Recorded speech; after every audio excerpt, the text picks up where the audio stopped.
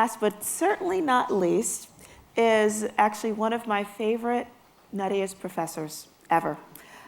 His name is Dickson Despommier, and he is a wonderful, amazing person who's actually been listed as Teacher of the Year back in 2003, and at least 6 times since then from Columbia University. And I just want Dickson to come up here and just talk about the thing that actually inspires me so much is like, how do we create urban farms in our cities so that we can actually feed the masses and support the environment at the same time?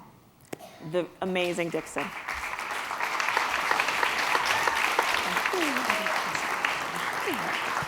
Well, I can't tell you how pleased and privileged I am to be here. This is my 2nd year at the Science Festival. Yeah. You've only had 2 years of it, so I'm very proud to be part of this. And I must tell you that if you thought that your path to from A to B, and A was where you start and B was where you finish, was circuitous, let me tell you where I've been. And let me tell you why it's important to never think about leaving school until you have to. Never leave school until you have to. And you'll know when you have to when they say, you've been here long enough. It's time to go out and work. Okay. So what that does for you is it allows you to get a job which isn't work. That's the point. So that's why we all have cool jobs. Every one of us has a cool job. The majority has the best cool job. But I get to talk to people who know more about things than I do in subjects that I have no knowledge of. Why? Because I teach to medical students and I teach to graduate students. Those people come in with amazing backgrounds. And I had the privilege in 38 years of my life of being in one place and seeing an entire series of generations come to school and pretend, perhaps not pretend, but listen to the things that I have to say. So what I'm going to tell you tonight, or today, it's not tonight yet, is a collective knowledge of 38 years of those now teachers. They are not my students anymore. They are my teachers. And I'm going to give you some insights that they have shared with me by allowing me to pretend that I was their teacher. And I'll get to the vertical farms, I promise I will. And I'll stay on time, too, because I teach for a living. I know how important it is to remain on schedule. Okay, so my life began as a microbiologist, too. In fact, I'm still a microbiologist. You never not become a microbiologist if you're already one. So, sure, I know all that stuff about skin microbes and how many microbes you have in your mouth. By the way, I hate to tell you this, but you've got about 500 different species of bacteria that live inside your mouth that keep all the other bad guys out. That's their job. I don't know what's going to happen when we go out into outer space because we're going to lose a lot of this and we're going to try to come back. Oh, what a problem that's going to be. But don't even think about that. So I began probing the depths of microbiology by looking at animals that didn't have any bacteria whatsoever. That's how I did my PhD at the University of Notre Dame. I worked on animals that had no bacteria, and I got a PhD in that. So am I an A microbiologist? Do I not have a degree in microbiology because I worked on animals that didn't have bacteria? That might be true, by the way. But what it allowed me to do was to see what the addition of one microbe to their environment might mean for their life. Here's the real bottom line on that one. To make a very long story short, the microbe that I was dealing with was a worm that lives in your muscle called trichinella. It's a worm. By the way, this worm didn't do so well in animals that didn't have bacteria. In fact, they did lousy. It means that the worms need microbes also in order to carry out their lives in us. That's my take-home lesson from 38 years of research. You can't escape the fact that we're all interconnected and locked together. And it doesn't matter what level of life you talk about, it's the same. It's repeating patterns of the same life forms again and again and again. So, about 10 years ago, I'm sorry I don't have any slides to show you where I've been, but I want to also, I can't thank 38 years worth of students and give you all their names. There's just a lot of them, a ton of students out there. And some of them are glad that they had me as a professor, and some of them are sort of neutral, and I guess a few were disappointed, but I hope that most of them enjoyed the experience, because I certainly did. So about 10 years ago, I stopped working on this worm. Imagine working on the same worm for 27 years. Might be a little boring, don't you think? No, no, no. You learn more and more and more and more about this worm, and I was just prepared to jump into the next area of research on it, and the government funding agencies, unlike Tyrone, which has got tons of research money, I should have gone into frogs. I knew I should have, but I didn't. I stayed with this little worm, and this little worm turned, so to speak, and the government said, you know, I think you've done enough. Perhaps you should think of doing something else. So I said, okay, I'll do something else. I didn't say it just like that, but I did. So I started to teach a course called Medical Ecology, which says that if you damage the environment, there's a health risk. I got about halfway through that first year's course, and the students say, we want to work on something else. We're tired of hearing about death and destruction, gloom and doom. We want to hear about something positive. Okay. What do you want to work on? So they came back and they said they want to work on rooftop gardening. That's right up in Jar Carter's alley. I mean, this is, But they wanted to grow food on the rooftops of New York City. I said, okay, how many acres of rooftop do we have? And what kind of food would you grow anyway? Oh, come on, tell me about it. So they did. At the end of the year, they came back and told me, well, we can grow rice on 13 acres of roof, and we can feed 2% of New York. Not so good. In fact, terrible. They felt horrible. They thought that I had betrayed them into thinking that they were working on something important, when in reality they were working on something trivial. Well, I was frustrated at this point. I was really frustrated. So I looked them in the eye and I said, there was only 7, so I could look them all in the eye. And I said to them, okay then, why don't we just put the whole thing inside and get it over with? Why don't we put food in buildings, in tall buildings? Why don't we just take back those abandoned apartment houses and those empty lots and Floyd Bennett Air Force Base and the 33rd Street rail yard? Why don't we green up New York City? Why don't we just do that? Class dismissed. And they went home. And so next year's class started to work on this project, and let me show you where it's ended up. 10 years later, I now have a new life. I have a really cool job. You know why? Because I don't have to wear a tie. No, that's not right. I have a cool job because I get to call the shots. I get to pick the projects. Why? Because I stayed in school until they told me to leave. It's true. It really is true. And I've had some great mentors, including people like René Dubos at Rockefeller University. I was there for 3 years. I had the most wonderful experience. I met some amazing people in my life. I've gone to some amazing places. But I don't want to go to an amazing place that isn't amazing. All right, you could say, I'm going to go to India. That's an amazing country. I want New York City to be an amazing place. It is an amazing place, but I want it to be really amazing. So why don't we grow our food in these tall buildings and make it a mecca for food growing? Let's get rid of the atrazine. Let's get rid of all those microbes that cause us all those ills by eating the wrong things, especially from Salinas, by the way. The chemicals weren't the only things in the food there. You know, we had an outbreak of E. coli 0157 from there too that almost trashed the entire industry. So look at what happened when I put this idea on the internet about 5 years ago. What happened was that the world got a chance to look at this idea, right? You can do it too. Here's how you do it. Type out vertical farm. Now, some of you have probably already done that, but the rest of you can do it. And then you can go to the design section and you can see what people thought about when they heard about this idea for the first time. These are not mine. I don't know how to do this. This is the idea that was put out. So it could have been killed instantly by negative thinking, by blogs that say, this is stupid. You know, you've seen stuff like that. You know what? Let me just tell you something. In my class, there's no such thing as a stupid idea. You know what's stupid? Stupid answers. There's no stupid questions. And the students ask the questions. Then you know what I do? I'm not stupid either. I said, okay, answer it.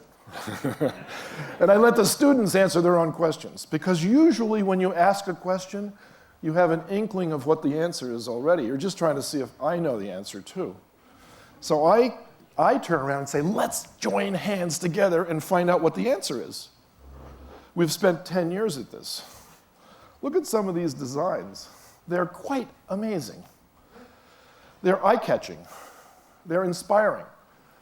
This was from a professional architecture group in Paris, France, that had lots of other things to do. They had to make money. But when they heard about the idea, they wrote me and said, do you mind if we send you our ideas?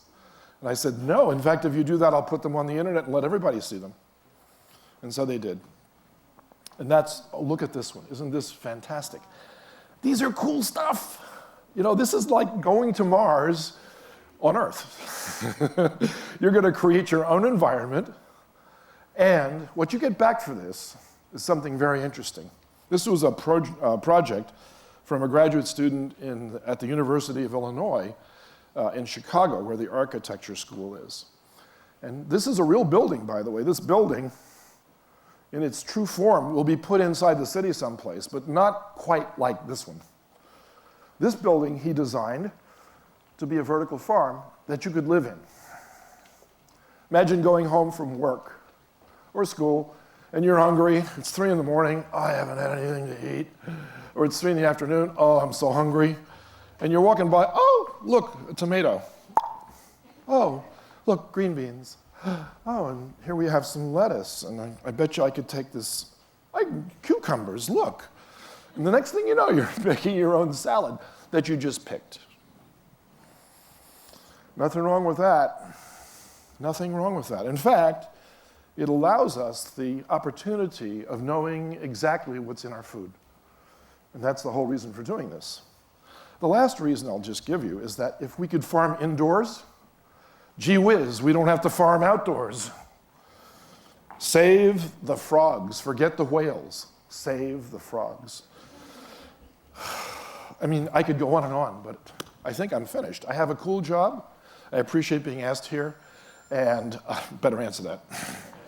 It's probably somebody who wants to build one. So, thank you.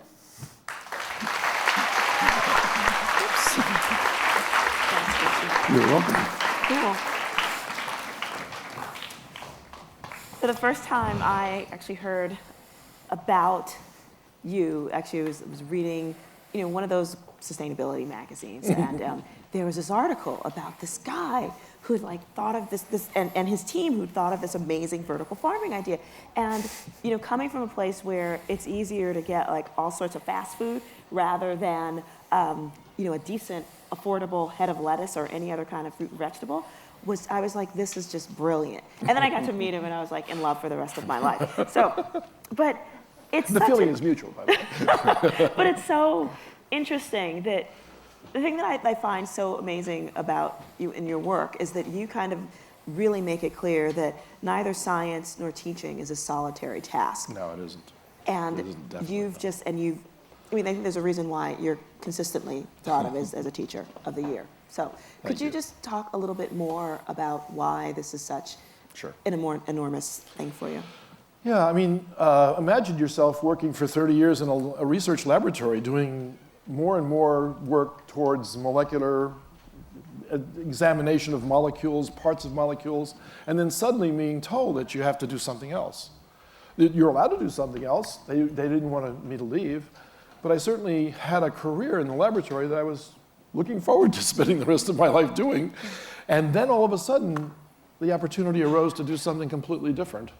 And I grabbed it and I ran with it. And I have been so happy that that door closed and this other door sort of opened up. And it's not just a door. It has really forced me to not look through a microscope, but rather a telescope. To see the bigger picture, to see how everything fits in together. I've been preaching that all my life in my courses to the medical students. I'm a parasitologist by training. So you teach how parasites infect people and everything, and you're really teaching about ecology, about how one organism takes advantage of another. And the next thing you know, well, I'm an organism. I'm certainly worth considering. And for the first time, I realized that I've been talking about myself the whole time.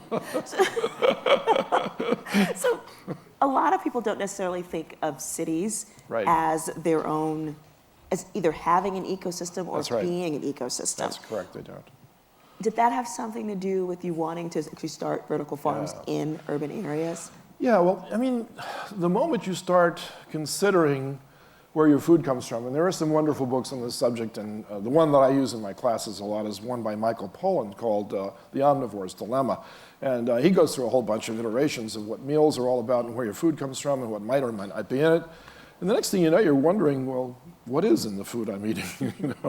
I don't know. And in fact, you can't go anywhere and find that out. So I just wanted to make one other statement, though. This is the definition of how you know you have a cool job. I was on the Colbert Report. It's true. I'm not bragging about that. All I'm saying is you're looking at a survivor. And not only did I survive, even Stephen Colbert thought this was a good idea. So to know that you've passed that sort of judgment thing, you know you're heading in the right direction. So at that point, I had maximum enthusiasm. So how much food can you actually grow in one of these? Like what, if you do a floor's worth of strawberries, how much can you grow and how much farmland is that taking? Can you actually free up for other stuff? Yeah, it depends on the crop, of course, but if we take something like lettuce, which is a commonly grown crop hydroponically, a lot of this is hydroponic farming. And you go to the Cornell website, they have a great agricultural school. They have an experiment. And hydroponic meaning grown without soil. Hydroponic means without soil, but you're supplying all the nutrients for the plants in a dissolved water solution. It's very easy. I mean, you can do the same thing with an avocado seed, and you put 2 toothpicks and you hang it in water, and the next thing you know, you've got an avocado plant, right? So that's the kind of thing I'm talking about. But their farm suggests strongly, this indoor farm that they've got as a model, you can get 68 heads of lettuce per square foot per year. Per square foot? Per square foot per year. You can grow a crop of lettuce every 6 weeks. And if you improve the technology, you can do it even better. Now, you know how much land outside that saves? How much? A lot. I'll use the strawberry one as an example because it's a real number.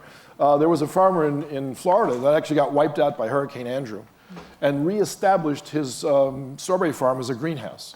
And they have these stackers that you can stack on top of each other, and they have places to put the strawberry plants. And he went all the way up to the ceiling of this greenhouse and filled it with strawberry plants and saved 30 outdoor acres. That's 1 acre of indoor equals 30 outdoor acres. Now, what he did was he returned it to nature. So now he has another problem. Alligators. But that's a good problem to have, actually. But you bring up a good point. Why is that an attractive option to be able to free up land in order to return it to nature? Sure. I mean, here we are at the technological center of the universe. I would say that this World Science Festival is a celebration of that idea. And we have all the tools necessary to leave nature alone and enjoy it, and at the same time provide us with about 80% of what we eat in robust amounts, healthy food, no contaminations from pesticides, herbicides, or fertilizers, and you could actually have a chemical readout of your food written out on the vertical farm every single day, and it's produce that's picked and eaten. It's fresh, today's produce. I don't have to worry about picking it early so that it'll ripen on the way to market. I don't have to worry about spoilage. I don't have to worry about, and the price should be way down. You're not using any petroleum products to plow the fields, to plant the fields, to harvest the crops, to ship the crops. All of that, we use 20% of the fossil fuels in this country just to farm with. We use 70% of the fresh water to grow our crops with, and it's contaminated with all that stuff, so no one can drink it anymore. The drinking water supply is going down. In fact, right after this one, I go over to another World Science Festival program on water. It's the new oil. Actually, it's the old oil. Yeah, literally. So what kind of, because I'm also seeing, so some really awesome opportunities come out of this. There are. Like in particular, there's going to be a lot of people living in cities over the next, not that long from now. Yeah, about 80%. Exactly.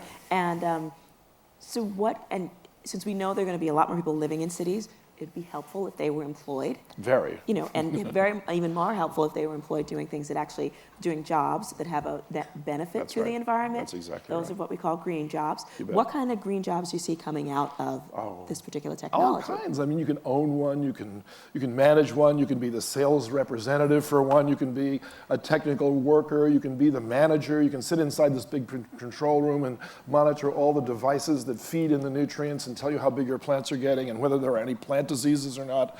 There's an unlimited number of opportunities that suggest itself with this indoor controlled environment agriculture. And by the way, you think I'm suggesting something of a Buck Rogers nature or of rocket science or brain surgery. By the way, we do brain surgery and rocket science pretty good. But what I'm really suggesting is that we know how to do all this already.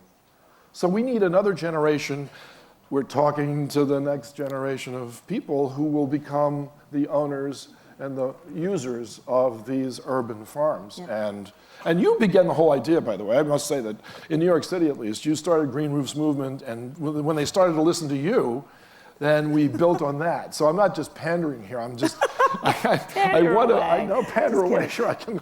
But I'm saying that you were inspirational to a bunch of people that got together. Now we have something called Gotham Greens. We have fresh markets. We have all kinds of different things that are. Wait till next year. Yeah. You'll see one. It's true. And one. it really is just amazing. So what's next? Yeah. Well, about 3 weeks from now, we go to Jordan.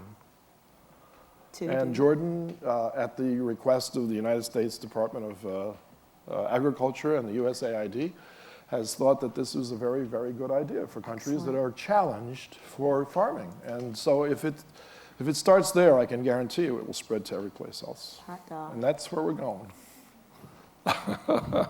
Peace. And I'm shocked and surprised. That's going to be some peace in the Middle East. 94 students worth of input, and the next thing you know, this is what you get. That's amazing. Yeah. Thank you so much. Oh, Dickson. you're so welcome.